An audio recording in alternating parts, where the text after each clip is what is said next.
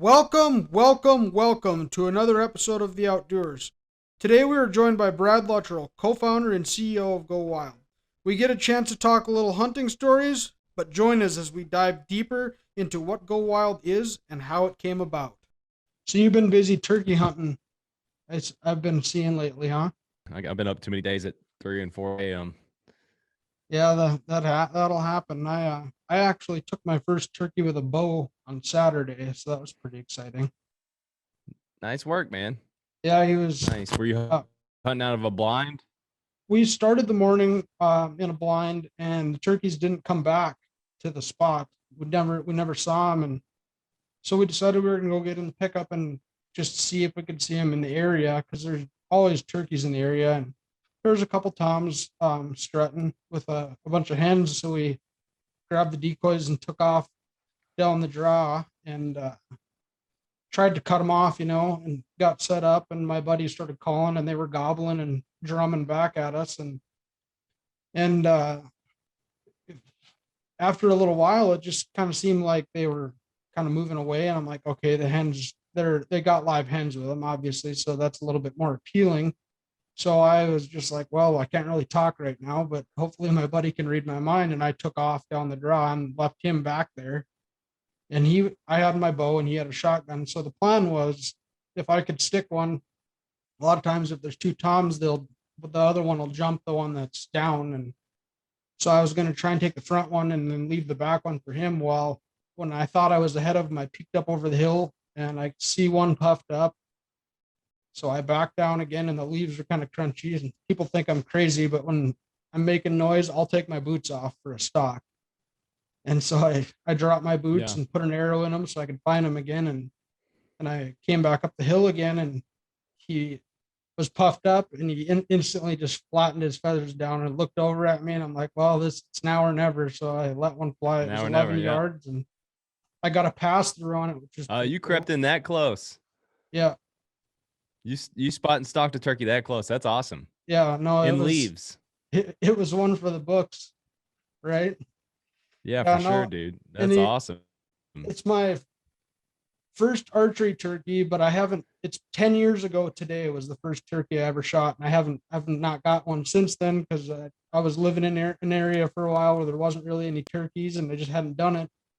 And my buddies have been bugging me about getting a tag again, so I'm like, well, we might as well try it again, but I'm going to do it with a bow. I'm a big archery hunter, and I've always wanted to shoot turkey with a bow. Yeah.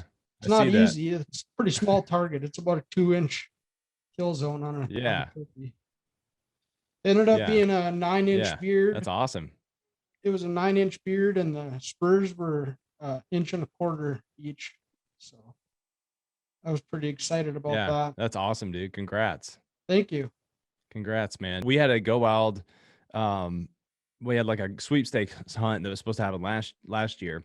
Got canceled for all the stuff that's going on, and we rescheduled it for this year. So first weekend of opener, or on the opener, we had Jeremiah Dowdy, who's a wild game chef. We had and an amazing hunter, and then we had Tony Caggiano, who is a best turkey hunter I know. He's guided 381 birds. Well, 381 as of this trip. It's even higher now since he's left. He has gotten himself 325 birds, and the guy's just the best caller I've ever seen. So I got to hunt with him for 2 days.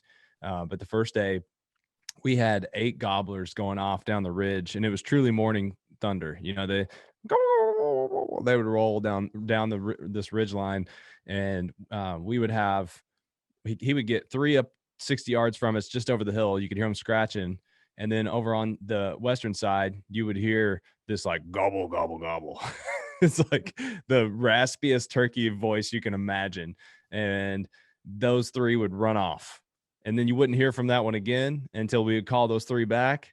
And then he would come down and let out like one of those gravelly gobbles again, and they would run off. This happened 3 times.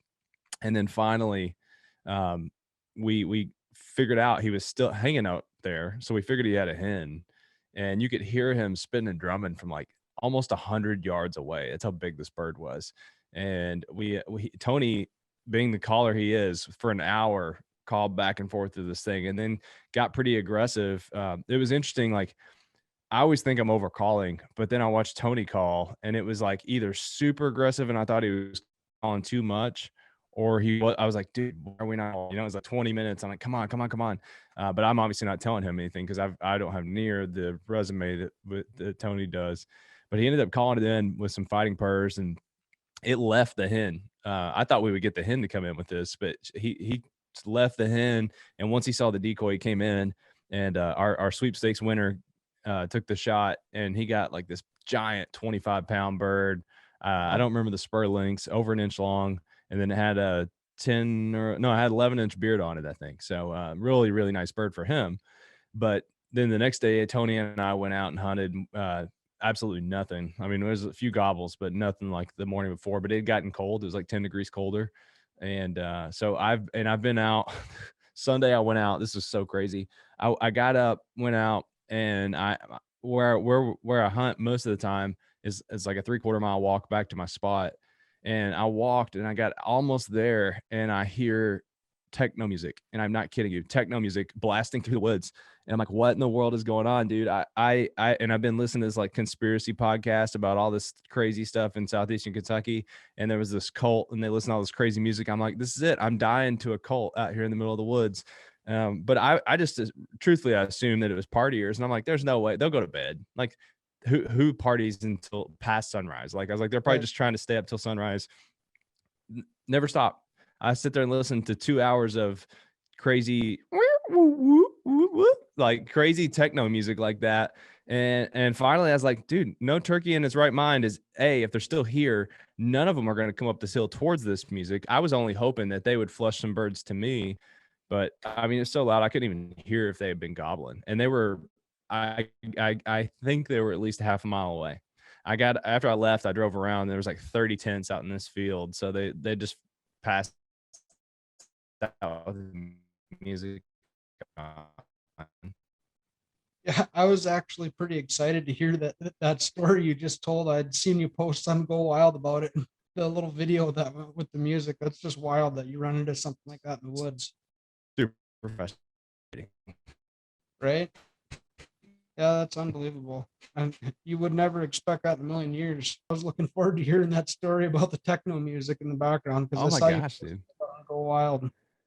It was so crazy. And so I'm like, at first I was mad because I thought, I was like, man, I didn't hear this until I got out in the middle of the field, and it seemed like it started at 5:30 in the morning. And I when I got back to my car, I could still hear it. So I'm like, how did I miss it for the first 15 minutes of that walk? Because I even stopped twice because I had a doe blow at me, and then once I thought I had something following me. So I just turned around to see if there was like a coyote or something back there. So I'd stopped twice. You would think I would have heard it while I'd stopped, but I was kind of mad because I was like, this is hunter harassment. Like that's truly what I thought was going on. I was like, somebody's out here just blasting music to ruin somebody's hunt. And so I drove over to the property because I was going to report them like that. You can't do that. I was going to call DNR. It's illegal to harass hunters.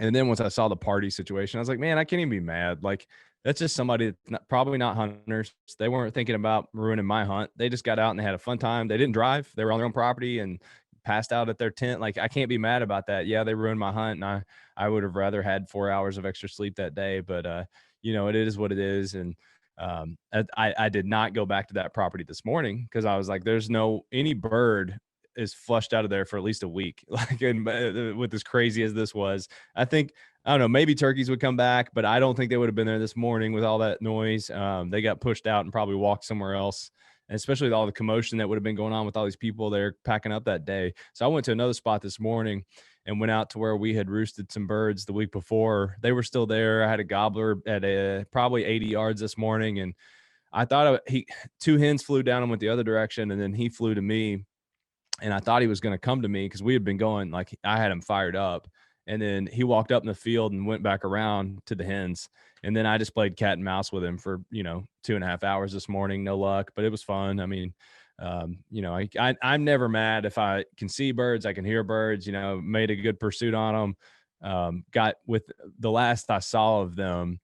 These cows kept pushing them this morning, and they kept getting ahead of me. So I went like way around. I walked maybe 3/4 of a mile up and out, and then back down into the thick of this creek bed. And I saw him, but they're 126 yards away on the neighbor's property.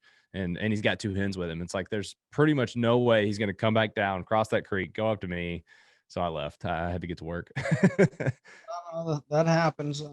But one thing I want to say about turkey hunting is, all my buddies have been bugging me for a long time about putting in for tags again. The first turkey I shot ended up being just to sneak up on them. I never heard any gobbling or anything like that. I'm like, man, Yeah. boring. And a lot of people do think turkey hunting is boring.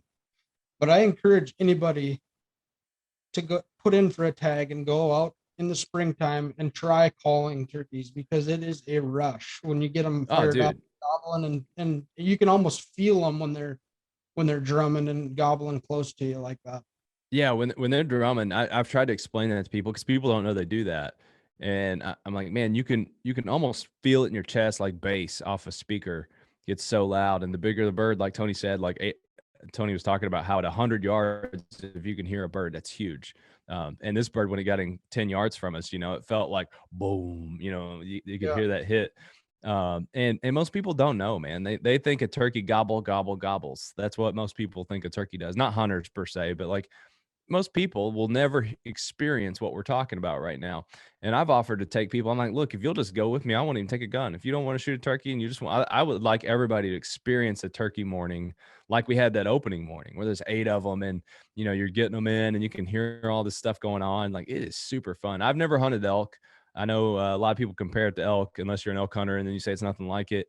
But like it's the only thing we can do on the East Coast where you can have that interaction, right? Like that's what's so cool to me is as long as that bird's talking back to you, you feel like you got a good shot. Yeah, and I've never had the opportunity to hunt elk either. North Dakota here we have a once in a lifetime draw, which I believe that's what you have in Kentucky too, right? It's a once Yeah. in a lifetime. And I Yeah. haven't been. There's some landowner tags, and I think landowners can actually, I think, don't quote me on this. I haven't read up on all this stuff, but I think they can sell their tags or do whatever they want with them. And they only give away a certain amount of those, but for the most part, most of us are in the lottery, and and it's a very slim chance that there's so few tags awarded. That's why we don't do a point system, because you would never get enough points. There's not enough tags to go around. We do have a big population. We have the biggest population of elk east of the Mississippi. That's estimated. I've heard everything as low as 10,000, as high as 20,000.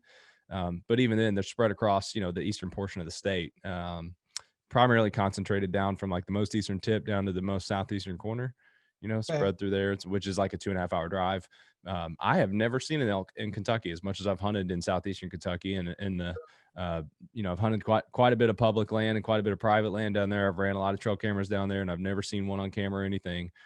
I've seen bears. We've got bears out the butt, and that quota has got, anybody can hunt a bear in the fall, but it's a quota hunt. So they open it up, and there's usually, for the 3 counties that I'm in, I think it's 15 bears. It might be higher now.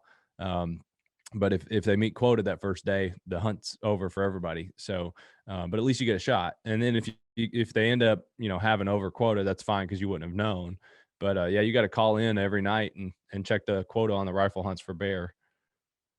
That's interesting. Yeah, no, I live on the western part of North in the western side of North Dakota, and there's not 10,000 elk here. I don't think. I guess I don't really know what the numbers are, but I had a buddy that had a fiance that drew a cow tag last year, and he called me and I was at work. He goes, "What are you doing?" "We got one down." I said, "I'm actually just parking. I'm on my way." And he dropped That's me a awesome. pin on Onyx, and so I knew where to go, and I went in there to help them pack it out. And of course, they were on their way out with a load, so I was kind of just flying blind, other than the pin drop that I had, and I found where they had dressed the elk out, and I bent over to pick up the first quarter, and I looked up, and there was a 6x6 bull 100 yards from me standing there looking at me. Like, I couldn't believe that they'd be hanging around after a shot like that. But yeah, it was a bull and a cow. They were standing about 100 yards from where the one was down that they had. That was pretty cool to see. Whitetail do that, and they're so skittish, it freaks me. I'm like, why would you do that? You guys run at the sign of everything, and then you'll shoot one, and then 3 of them come out. It's like, oh, what happened to Joe? Or it's like they're checking on them or something. I have had numerous whitetail where I've shot with like a 30-06, and it's super loud, and then you're fist pumping and not making any effort to be quiet, and they'll come out and see what's going on. It's so bizarre how they, it's almost like they let their guard down after that loud sound or something. right? Well, and there's another saying that goes along with that, with what, while any deer hunting, this is kind of going way off topic. I end up going down a lot of rabbit holes in the podcast, but when a doe busts you and it wheezes, some people are always like, well, I'm going to shoot that deer because it busted me and wheezed at me. But my thought is, you let that deer go, because if you shoot that deer, they're going to associate every wheeze with danger. But if they wheeze and nothing happens, the other deer are going to just kind of grow immune to it. And they're going to be like, oh, it's her. She's wheezing again. There's nothing around. It's kind of something that I Yeah. picked up Deer, on. And deer, go ahead. yeah, they're funny too. They'll blow at you, and I mean, even when they blow at you, they'll. I mean, this morning I had a deer blow. Was it this morning? I'm like living in the twilight zone because my days are running together where I've been up for so much. This morning a deer blew at me, and then she ran around ahead of me and then blew at me again. So I'm like, she wasn't too scared. I think they just know they can move so fast. It's like they kind of get far enough out to check it out and don't move too far along. But yeah, I never worry about it. The only thing that annoys me with it is when you're turkey hunting and they come in and start making a bunch of racket like that, because turkeys are so skittish. I mean, it's like it doesn't take much to send one of them running. Right. Yeah. Actually, this weekend when we were sitting in the blind, there was a 15 white-tailed deer that came out and were feeding in the field, and they were getting closer and closer and closer to us. And I'm like, man, You're like we're throwing rocks at them. Get away. well, I'm like, well, let's just let out. We got called at all from the time they started coming into the field until they were close, and they had wanted nothing to do with the turkey call. They all pieced out as soon as they heard a cluck. It was kind of funny how Yeah. they were Yeah. They're funny, man. like they were looking at the turkey decoys, but Yeah. they Well, didn't do the sound. yeah. Well, by my count, I think it's this weekend. Yeah, I got this was the second. I got one more weekend to try here, I think. So I'm gonna get out this coming weekend. It's Derby weekend, which in Kentucky's almost as big as Christmas. But I've got a Derby party I'm going to, and I'm gonna get out that morning and try to get one. And I think it runs through Sunday. So if not, I'll try Sunday. But even if I end up not getting one, it won't be a big deal because this was such a cool season for me of getting to hunt with a guy. Tony is just, like I said, best caller I've ever seen, and I learned a lot. And actually, I could feel that I did better calling today just from having watched him interact with the birds and seeing how far you can push them, and also when he didn't push them. It was really interesting to me, and I won't regret that. I would much rather have a bird so I could have some turkey legs and make some, stews and stuff. But yeah, I love to cook. But we'll take the lessons learned if I end up with nothing this year. Right, right. Well, not to switch gears too much on you, we got a little bit of a story time in. I kind of want to dive a little deeper into like your roots and how you got started in the outdoors, and like how Go Wild came about. Like if whether it was a dream that you always had, or like kind of what was the driving force between all of it. Yeah, so I grew up in southeastern Kentucky, and the outdoors is kind of ingrained to kids down there, especially pre-internet. And I mean that not jokingly, but like you just didn't have. I mean, we were finding out about music like by the time I found out about Nirvana, Nirvana had passed, right? It's like it's not like that today with streaming and then Netflix and Fortnite. Like kids are so connected today, no matter where they lived.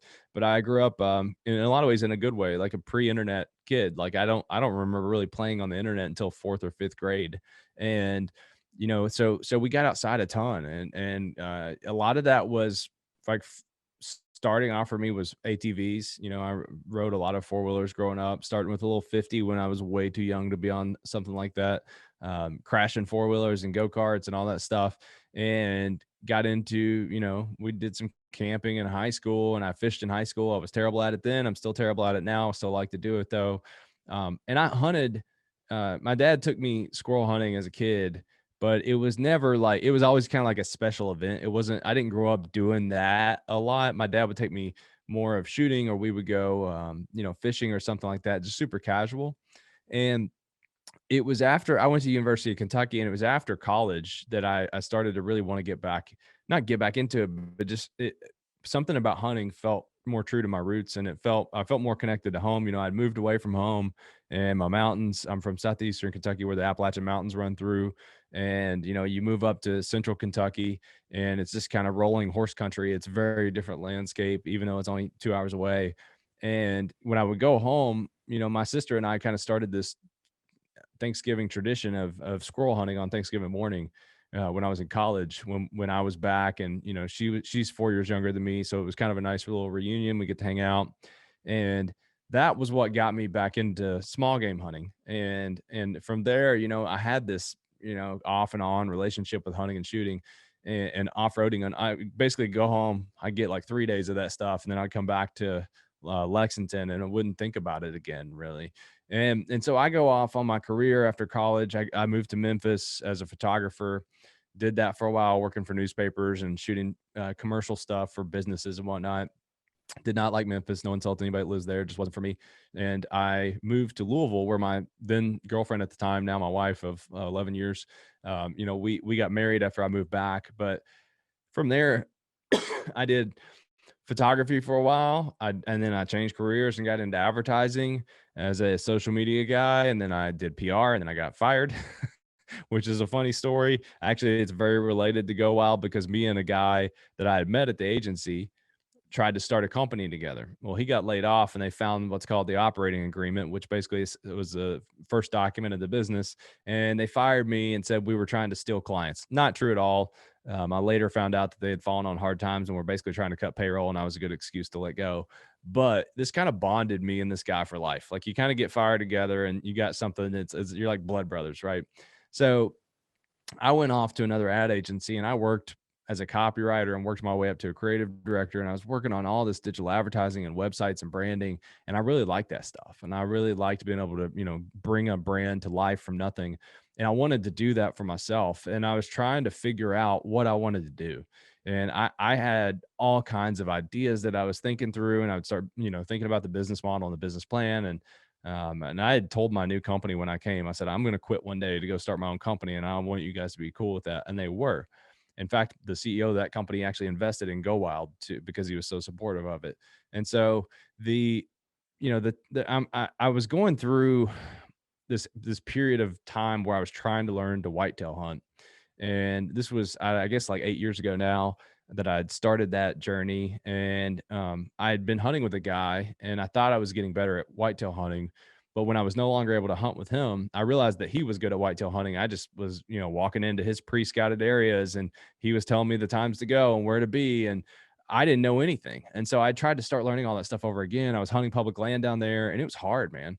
And I got skunked maybe 1 or 2 years in a row, and I was like, I'm going to put everything I got into this. And, you know, remember the first deer I got on my own, like fully on my own, nice big 8 point, who's hanging up in the front of our office here today. And when I was scouting for that deer that summer, I was kind of thinking about all the stuff that was going on. It's just 2016, so Trump and Hillary are going at it. Social media is a nasty place. I would have said the nastiest time ever had 2020 not happened. I think we all know we were terrible to each other last year.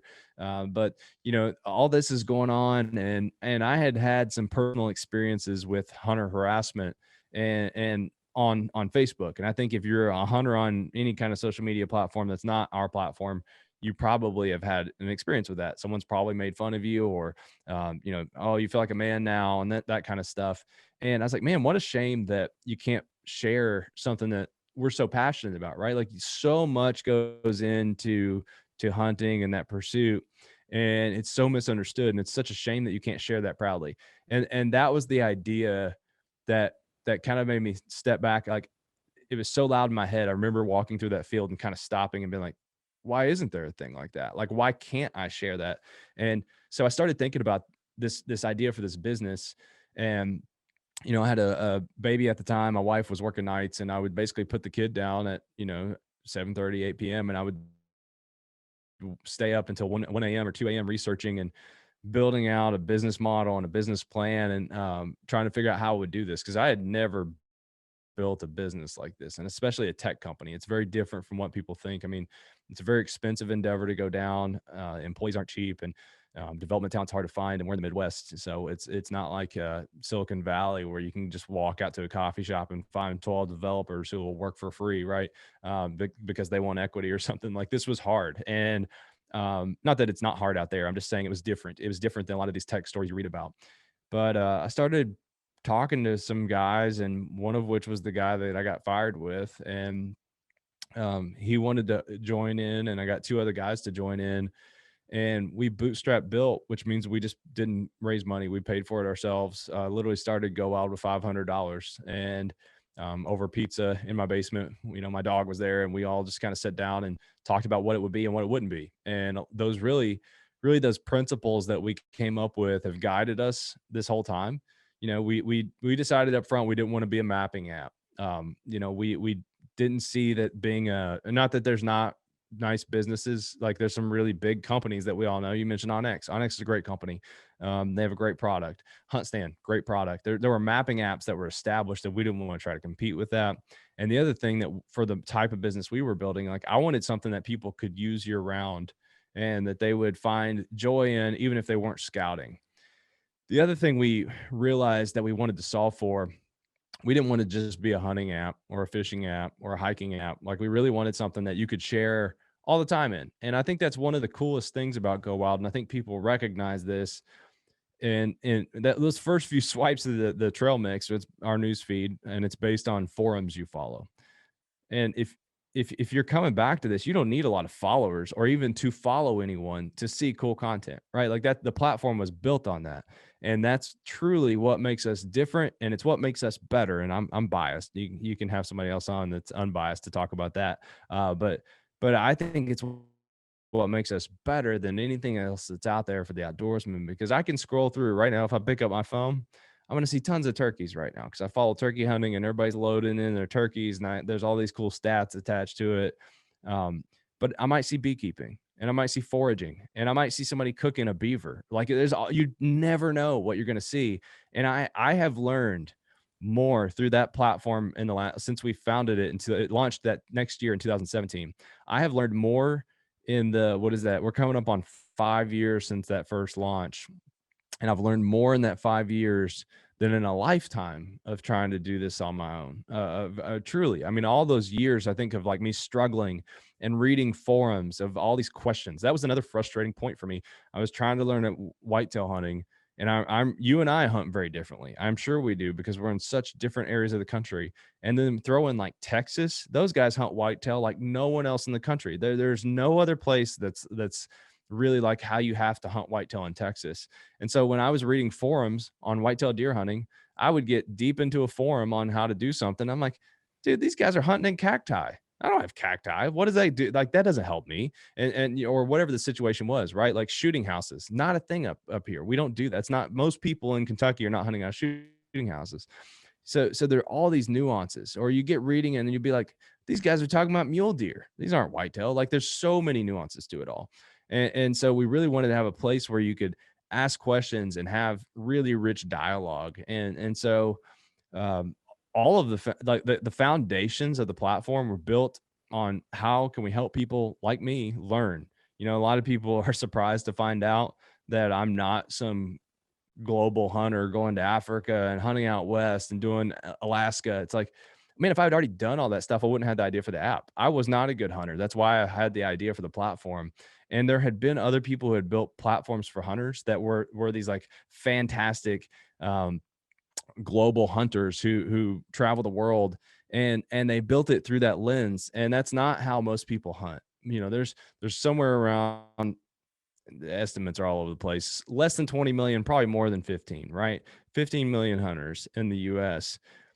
90% of them hunt whitetail. I don't know, probably 60% of those hunt turkeys. I'm making up that number. I don't know that one as well, but, like, turkeys and whitetail are what most people are looking for. And most people are hunting a few weekends out of the year. They're not these super knowledgeable hunters who have everything figured out, and people are always learning. And so we built a platform for those kind of people. And if that doesn't appeal to that global hunter who, you know, gallivants all over the world, that's fine. We're okay with that. We're okay with losing that audience. What I will say is, we actually have been surprised by how global the platform is. If you're on there, you'll see guys from New Zealand. I had a guy messaging me from Africa yesterday. He's like, dude, you guys don't have any of my species in the trophy log. I got to get that stuff in there. He sent me like 40 animals I've never heard of. Right. And it's been cool to watch people from all around the world want to be a part of this and to want to have their little space in it all. And it's set up really well to let you do that, you know. I mean, and that's something we're really proud of setting up to where it can be that fluid. Well, I'll tell you what, ever since I discovered Go Wild, if I ever have a question about anything hunting or outdoors related, that's the first place I go. It's so easy. You go on there, type whatever it is you're looking for into the search bar. Even if it's gear related, you can search that gear Yeah. and it pops up with posts about it, and it pretty much answers your question every time. I haven't ran into a hiccup where I haven't been able to get a question answered that I've had on there. I love hearing that, man. I don't unveil like a ton of stuff about our algorithm because I don't want people to gamify it, but the algorithm looks for people that are looking for questions. You know, we've built it to try to help people, help the community. It's not built. Most algorithms are built to give you engagement, to keep you hooked. We built ours to help you get answers, and if you answer for other people, the algorithm recognizes that you are a helpful person, and now your content might get more reach. And we don't tell a lot of people that. I rarely have mentioned that on a podcast or anything because I don't want people to just go through and start commenting like crap, because then we'll just tweak the algorithm and figure out how to find out that the comments were useful too, right? Like we want to make sure that people are engaging with each other, and it's more important to us that you're helping other people learn, that you're posting questions, you're getting good content, you're engaging in the platform, you're using the platform as it's intended. Then like I get sometimes influencers download it and they're like, dude, I posted my pictures and I didn't get all my likes. And it's like, yeah, because I didn't build it for that. Like I don't really give a crap about your 300 likes or 1,000 likes or whatever you're used to getting. That is not what we're designed to do. However, what I will say is I have seen guys download our platform and within 24 hours get 40 comments on a post, and they'll get more engagement than some of the brands in the hunting space that have 250,000 followers. That's what we do really well. We get, like you said, it's very rare that something goes unanswered. And if it is, it's like, I'm in Watusi County in New Mexico, and I just made that county up, but I need to figure out, like, it's such a specific thing that, like, of course, no one knew the answer to that. Like, you're asking about this, like, 2 square mile area in the United States, which we're getting even better at that with some of our local features, but still, it's usually something hyper specific if it doesn't go answer. But like the other day, I saw a guy, he said, he posted this in firearms and he said, just someone gave me a muzzle loader and I think this thing's loaded and I have no idea how to safely discharge this thing to clean it. He had 41 comments in 6 hours, and most of the responses were like a paragraph long. Yeah, no, it's great. And the sense of community on that app on Go Wild is just, it's incredible. You feel comfortable on there. There isn't anything that you got to be scared about asking. You don't have to be worried about posting something that somebody's going to criticize you on. And the buddies feature, like everybody with all the other social media platforms out there, it's all about followers. Well, followers, the buddies system on Go Wild, the way I take it is it's more of a way to connect with people, and you actually can build a relationship with them and Yep.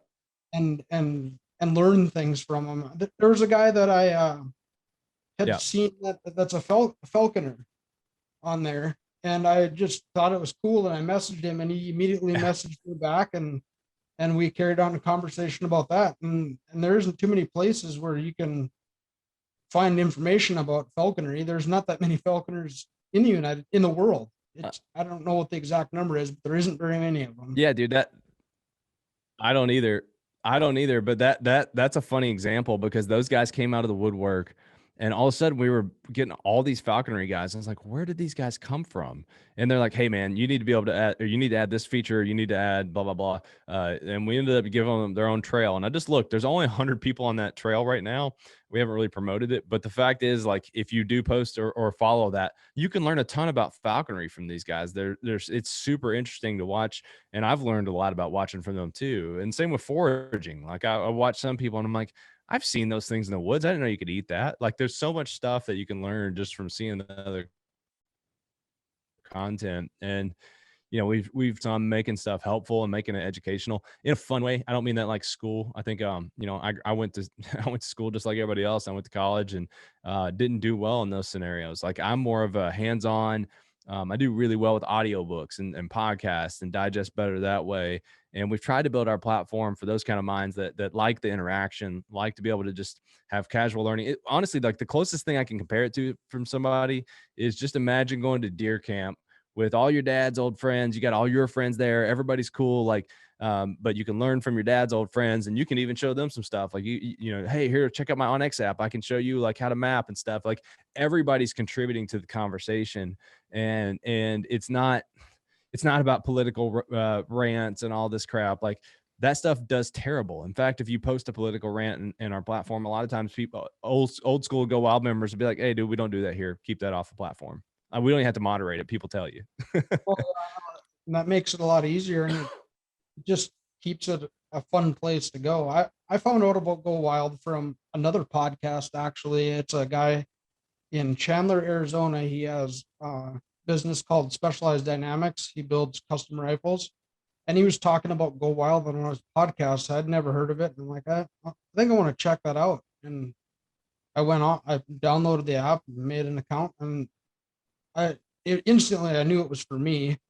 My business is called the Outdoers, and it represents everything outdoors. It's not just hunting, not just fishing. Yeah. I almost feel like the app was built for me, type of thing. Yeah, totally. Yeah. Yeah. You got to get your guys logging on the podcast too. That's a fun way to share. That's one of my favorite features that we did one day. We were noticing that people were logging podcast under hunting prep, and my co-founder Chris said, I think I can come up with a better way to do that. So we integrated with Apple's RSS feed, and so you can actually go in, hit log time when you go to post, and go to outdoor podcast, and then it pulls up this whole new feature that you wouldn't have even known was there. And you can search for other shows. It has the most popular shows already there, but when you go to search, it'll actually pull up like it pulls up a little header for the show, and you can scroll through, hit the show you listen to. It automatically imports the show name, the artwork, and then you can talk about what you learned in that podcast. Which we the reason we wanted to do that is we kind of realized that there's not really a place where people talk about the shows they listen to. Influencers on Instagram say, hey, go check out my interview with so and so, but there's not a discussion anywhere that you can't really find new shows. There's no discovery of shows other than just trying to scroll through your feed and maybe find somebody that's talking about a show. So you can actually hit the podcast trail and find all kinds of new shows of what people are talking about. And it's kind of the sleeper feature and functionality of Go Wild, in my opinion, because some people don't understand what that is. Because I don't think you can do that anywhere. I don't think there's another app on the internet that has that feature. And some people don't understand what that is because it's very unique to our platform. It's super cool, man. It's super helpful to be able to see like, oh, that's a show about bear hunting. I'm trying to learn how to get a bear. I'm going to go listen to that show now. Right. You get exposure to new information. Right. Yeah. And I guess one goal of this podcast with you is there are people in North Dakota that are on Go Wild, but like when you hit the near me, I believe it's within 100-mile radius that I have mine set to. There isn't that many people, and I want to let people know about Go Wild because it is a cool thing, and it would be an easy thing for me to network with people in the area here, even. Dude, that near me feature. Go Yeah, ahead. so I don't know what it is about North Dakota, but that is one of our lesser states from the Midwest and West and westward, I would say. So I would love nothing more than to build up your area. And what I'll say, sorry, but for the coughing, I think I got into some allergies or something kicked up my allergies this morning. But what I'll say is that near me feature. So you can go into the platform, and when you download it, you'll see Trail Mix. You can tap Trail Mix, and you can pick from all the topics that you follow. If you hit all trails, you can see the ones you're not following too, but just stick to my trails. And we're going to go to deer hunting because we've kind of talked about that a little bit.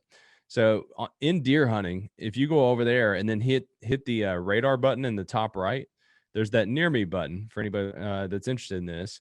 And it's going to do a couple different things. So the first, you'll see there's the alpha spotlight, and those are just the trending members in that trail. So if you want to see people that are like really good at what you're trying to learn about, you can interact with those people, follow those people. And when you follow someone, you're going to follow them regardless of what they're posting to, because we kind of assume that, if you and I are buddies, you might be interested in something that you're not following just because I did it. But if you're in that trail and you hit near me, all of a sudden you're going to see people who are in your area and doing that thing that you're interested in. So I just did this on deer hunting, and now I'm seeing posts from Indiana. There's a guy that just joined and posted his first trophy.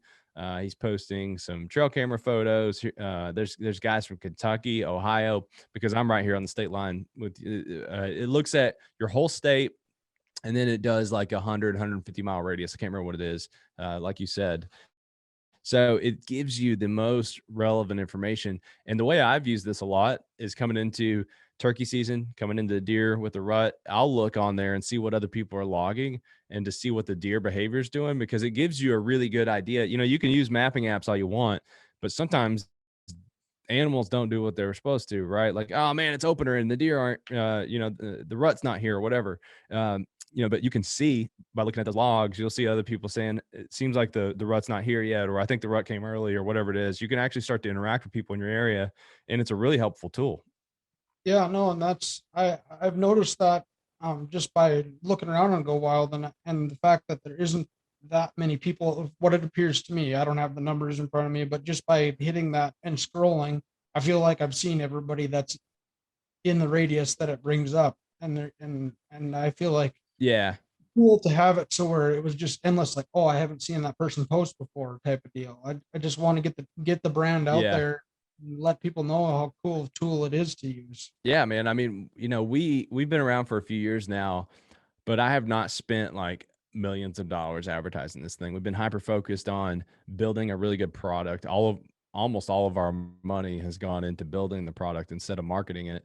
And the hope of being, if we build a really good product, we'll be able to grow it well. And then when we do start to spend more money on marketing, you're funneling people into a good product. Because if you funnel people into a product that wasn't ready for it, you just wasted your money.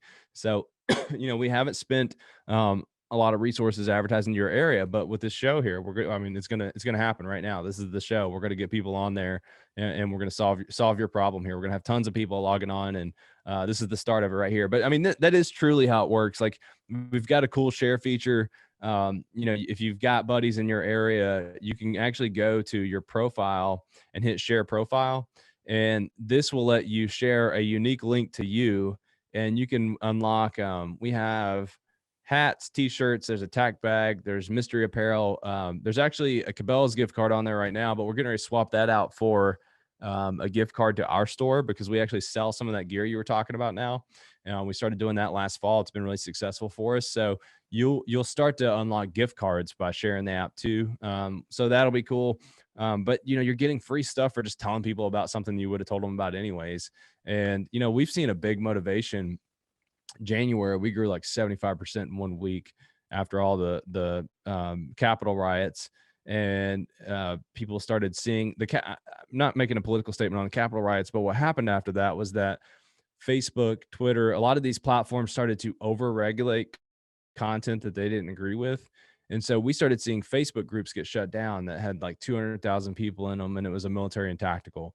Or I've seen several 100,000 plus Facebook groups get deleted because they were hunting content.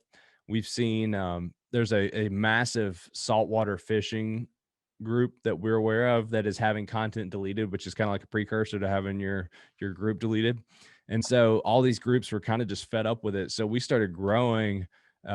Typically January and February are our slowest months of the year, and we were at record highs through January and February this year, and have not slowed down. So it's good. It's picking up. I think as people realize that, like, it's just like mentally there's this block that people think they can't get off Facebook. And I get it. Like, you think, you're like, oh, all my friends are here.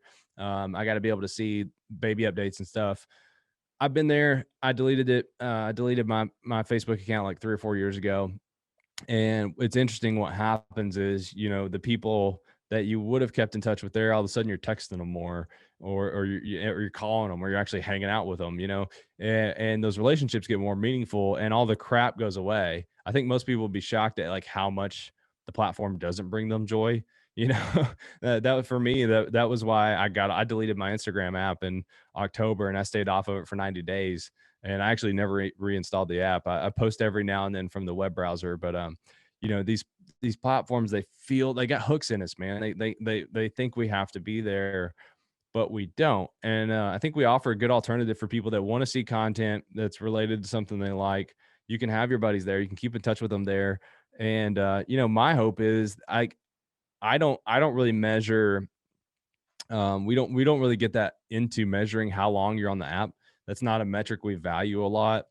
I don't want to turn us into Facebook where like all of our goal is to I got to make sure that Joe is going to log 45 minutes today on GoWild. Like, oh, tomorrow I want him 46. That's a lot of the way those other platforms work, is just constantly trying to get more and more of your time, because more and more of your time means more ad dollars. We just, if that's how it's got to be for us, like, we won't make it. Like, we're just not going to build that kind of company. I'm trying to build a company that is, you see value in, you come to, maybe a few minutes a day, maybe it's 8 minutes a day, maybe it's 10 minutes a day. And you're, like you said, you're getting educational content out of it. You're learning at what you love to do, because I want to enrich your educational ability, your education, so that when you go out in the field, you have a better time out there. Like, our mission is to unlock the gate for the outdoors for everybody. And so if I can build a platform that, you come to every now and then, you learn some stuff, you go apply it in the field, and then you come back and tell us how it went, and then you repeat that process. That's more of what we're trying to do. It's less about getting those hooks in you. But I do think, like, we're starting to see growth, and I can't tell you really how many people.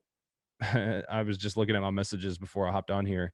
And people are like, man, I just deleted my Facebook account. Like, I'm done with that. I've been looking for something where I could still talk about hunting, and this is it. And so, Facebook's in a little bit of a plateau, and and maybe starting to decline a little bit. I just think that's going to continue to be the norm, because at the end of the day, like, do I really want to post my content for where everybody I work with, and every ex-family member I don't want to talk to, and every old coworker I have, like, everybody can see it? I think that, like, the last 10 years of social media will not be the next, if that makes sense. Right.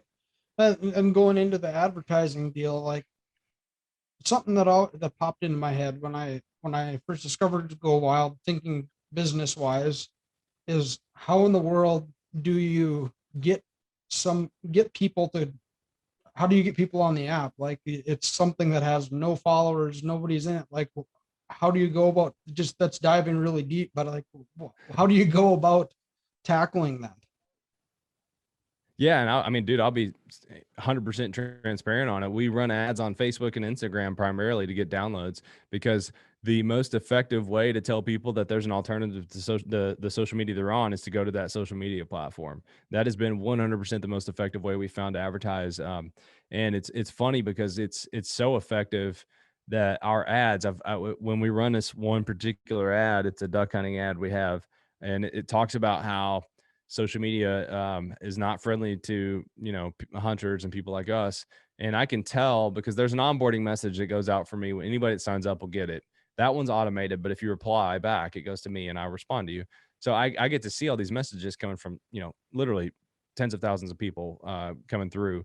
And it's interesting, because when that ad's running, people are like, man, I'm finally in a place where I can be myself and talk about what I want to talk about and not be censored. And it's almost like they're reading that ad back to us directly. Like, I can just tell that person probably saw that ad. Like, it really works, and it hits a pain point that people are having really well, in that they know that they're going to get censored, they're going to get shadow banned, they're going to get in Facebook jail. I mean, that's the thing. You can't post on TikTok. You can't post a gun on TikTok, or they will take it down. It's in their terms of service. No pictures of firearms. Um, the growth we've seen has largely been through those ads on that, and then viral growth. I mean, like I said, people can share and get free stuff, and I think that motivates a little bit. But most people are just like, "This is cool. I want to tell my buddies." Right. Word of mouth is a pretty important thing. I think Yeah, that for sure. helps for sure too. Um, yeah, and another thing about Go Wild, I've thought about making an outdoors page, but then I get circle back around and I'm like, "Nah, I don't really want to. I don't want to be crowding an app like that with a business thing. Like, I feel like I obviously have a personal account on there, but I just haven't really decided whether or not I feel like it's really a place for a business page. And I know there are business pages on there, but I don't want to. No, you totally can. I worry about people getting annoyed by like advertising coming up on there or whatever. You know what I mean? Yeah, the best accounts I've seen that do it are just posting good content. They're not necessarily advertising. I mean, you can post branded content and not advertise. And you're going to start to see more brands taking advantage of it. I mean, we just started we just signed a big deal with Federal Ammunition, and they're starting to work more with us. And there's going to we one of the part of that deal is a big content play that we're doing this year. We're co-creating some content with them, and there'll be some more content coming from them. Lancaster Archery is posting more on GoWild. Remington just created an account and has been sharing some really cool stuff. I mean, they're sharing cool content that's unique to our platform. I think the smart brands are realizing, like exactly what I said a second ago, the next 10 years won't be like the last. And I think social media managers get a little full of themselves, honestly, when they get these big accounts on Facebook and Instagram, and it's easy to chest thump and think and be proud of that. And maybe you should. But the thing is, man, you're building a glass house on sand. All that can be taken away from you just like that. And, within our platform, it's something that, read our terms of service and tell me if you think we're anti-hunting. I mean, it literally says you can post pictures of animals legally taken as long as you're following the laws. We support it. It's like we don't discriminate against morally. Sometimes people want to get into arguing about things that you can argue compound bow versus crossbow, all these arguments, right? But if it's legal, we support it. I mean, we probably have the biggest community of trappers in the world on our platform, and that's not everybody's cup of tea. But you know what? It's legal, and as long as you're not poaching on our platform, as long as you're not poaching and sharing it, we're totally okay with that content. So, as a brand, I think you can feel better getting behind that and realizing that this platform is founded by hunters and anglers. This isn't something that is a marketing play. Like, this thing was created to serve a need, and it was the need of the founders too. Yeah, for sure, for sure. I've been noticing, I guess there is more like outdoors companies that have been popping up on my news feed, and most of it is just like they're just letting you know what they're doing, and I get that's what people are interested in anyways. Yeah.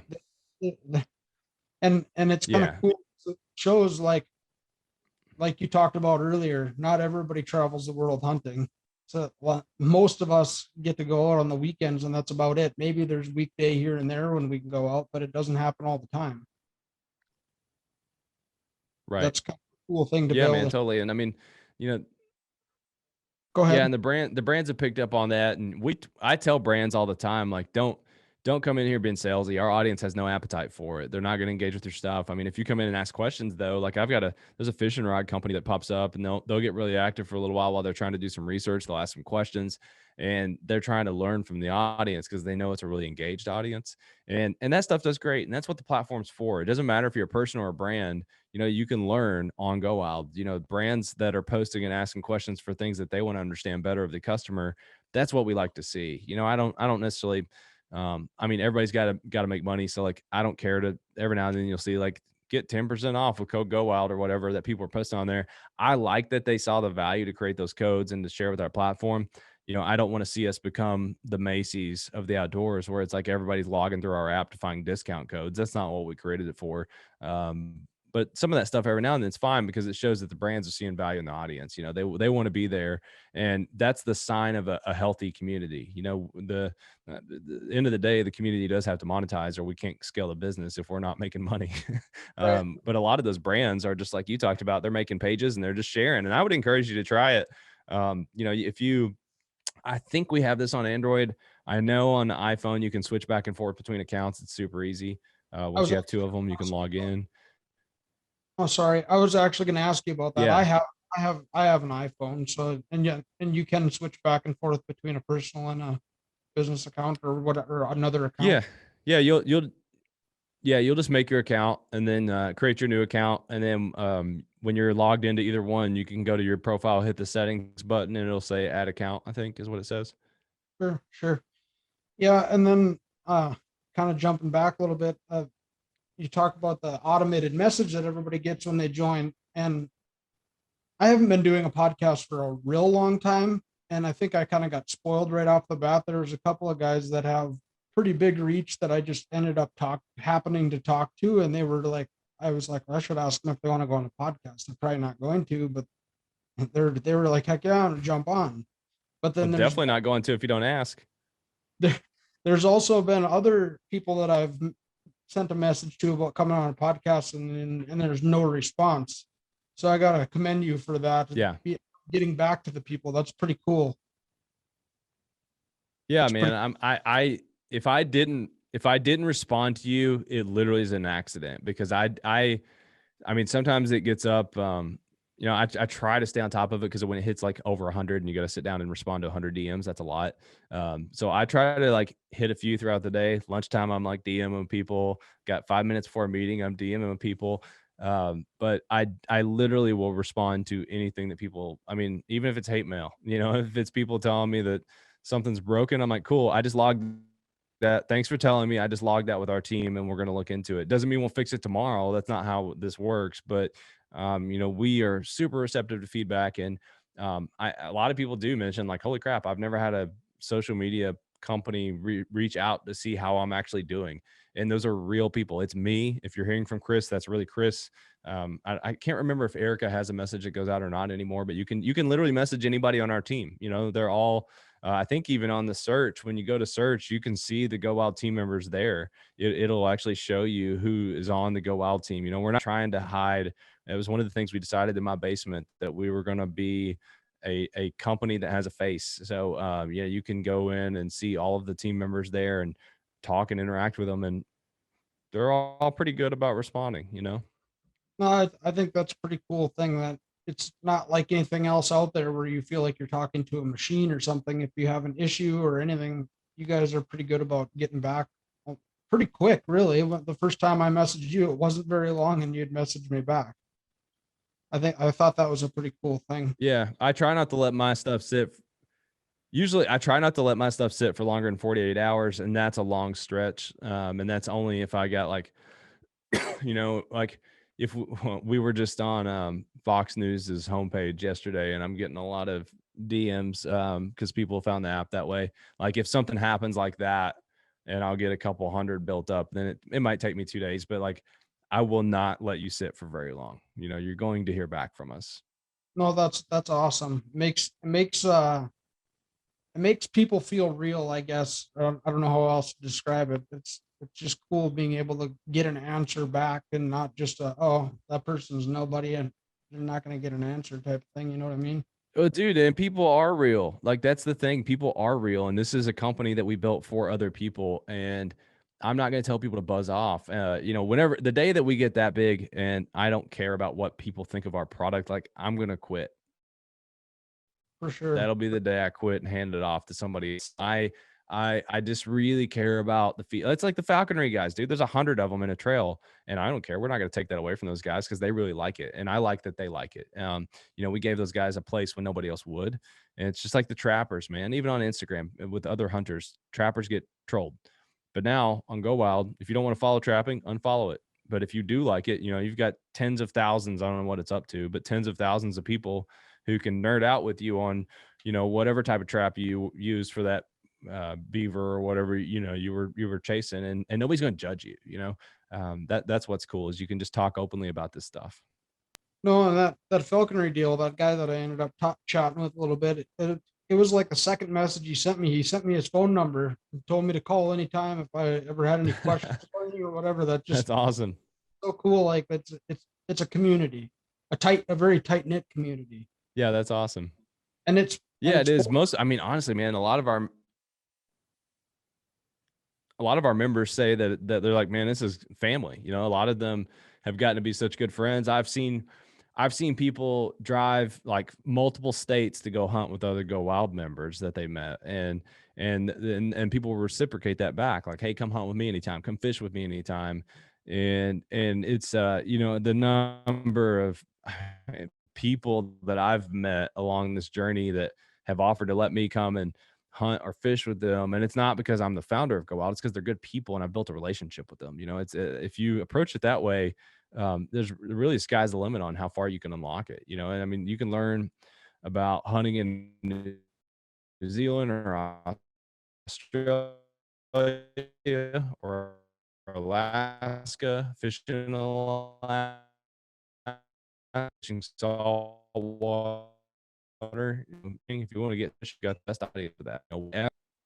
Yeah, I'm sure, and I'm sure you get invited hunting all over the country constantly too.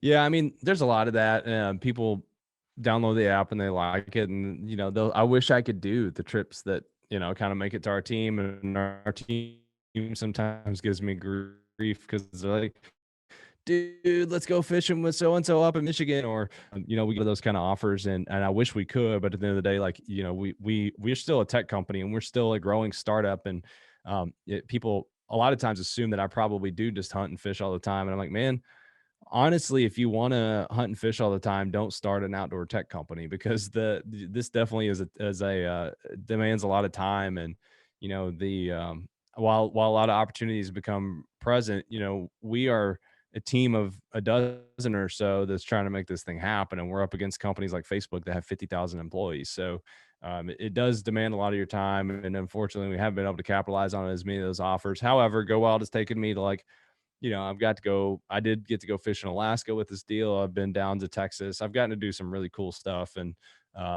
stuff that some people would dream of, like going to SHOT Show. A lot of people like, oh, I wish I could go to SHOT Show. It's an industry only show. It's the 70,000 people hit Vegas and you can see all the latest and greatest gear and stuff like that is awesome. And I don't take it for granted. I just also think that a lot of times people, assume just like they probably think that I was this big time hunter. They also think that we hunt all the time and would be out creating content around that. And we do create a lot of content, but it's more stuff like what you and I are doing now. We don't do as much in the field content because our goal is to build a platform where you can share your story. You can share your story in the field, and it's less about Brad and it's more about the community. Right, for sure. You had mentioned SHOT Show. All those would be cool to go to. I'd really like to go to the Salt Lake show too, and ATA. That it'd be so cool to see all that stuff. You were pretty busy this spring with all the different shows. And how'd that go with most of it being long distance? It was all over the computer this year for a lot of those shows if they weren't canceled. Yeah, dude, I'll be honest with you. I didn't do any of them, the virtual ones this year. To me, I, they just the virtual shows, and I'm not knocking anybody that tried one. I've heard mixed results. The virtual shows don't get me what I need out of the shows. I need in person meetings with companies. That's why we go.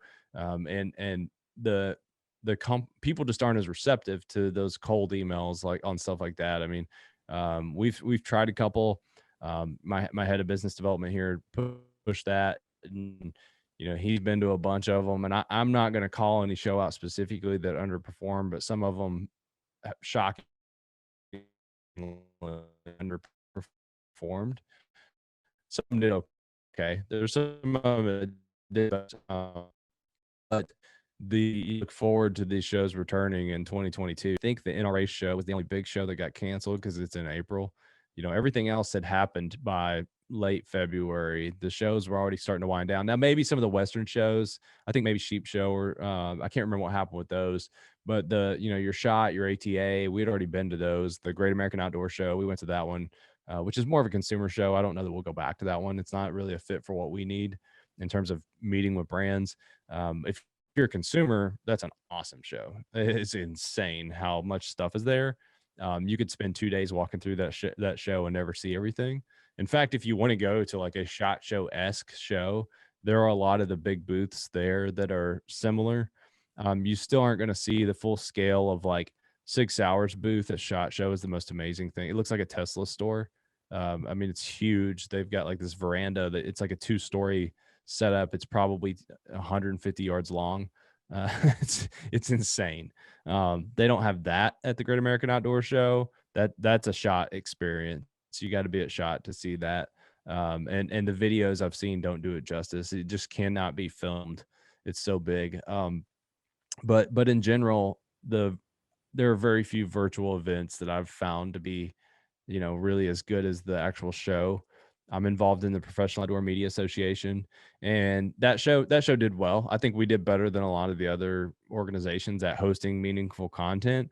But man, I just very much welcome people. You just people do business with people, and I look forward to getting back to that. Right. Yeah. It's never the same doing anything through a computer screen and a camera, but it, we're living in weird times, I guess, and then everybody just trying to adapt. I'm hoping that Yeah, I mean, everything, you can't blame the shows for trying. It's not their fault. right. No, I'm really looking forward to just getting back to normal on everything. It's been a Yeah. long, it's been long over a year already, but Oh yeah, hopefully, I'm ready. hopefully in the near future here, it's straightens back out and we can get back to somewhat of a normal I hope so. for I hope so. sure. Well, Brad, I appreciate you coming on with me tonight. And oh, one thing that I want to do, kind of try and help promote Go Wild. Let's get it spread in North Dakota. For the next week, I'm going to put a code up on our website, and it's going to be Go Wild 20, and we'll do 20% off for a week on all of our apparel that we have in stock. So I want to do that, Nice. I love kind of it. I love it. kind of promote Go Wild, and everybody that's listening, go make an account, check it out. You won't regret it. Yeah, so the app, you can find it at downloadgowild.com. If you want to shop the gear, we sell about 10,000 items now, and we have red dots and some optics and binoculars, some stuff that's hard to find. You can find it with us. We've got like all of a sudden we've gotten really big into footwear. Like we have and are bringing in huge brands every month. But we've got a great lineup of hunting boots. A lot of them are good deals too. You can actually sign up when you hit our website too. You'll get a 10% off. You'll see a banner pop up. So that's shopgowild.com if you want to check that out. But yes, I mean, starting with the app side makes total sense. You know, start there, check it out, see if you like it, and then the cool thing about shopping through our platform, you know, once you go spend your money on that 20% off of the outdoors, if you got anything left and you want to pick up something, we donate a portion of our proceeds into a camp called Raise 'em Outdoors. And what that camp does is it teaches kids to shoot, to hunt, to fish, really tackles those outdoor skills in a 3-day camp, teaches their parents, which is critical for keeping them involved in the outdoors. A lot of these kids are inner city kids. A lot of them are kids that would never have gotten that opportunity.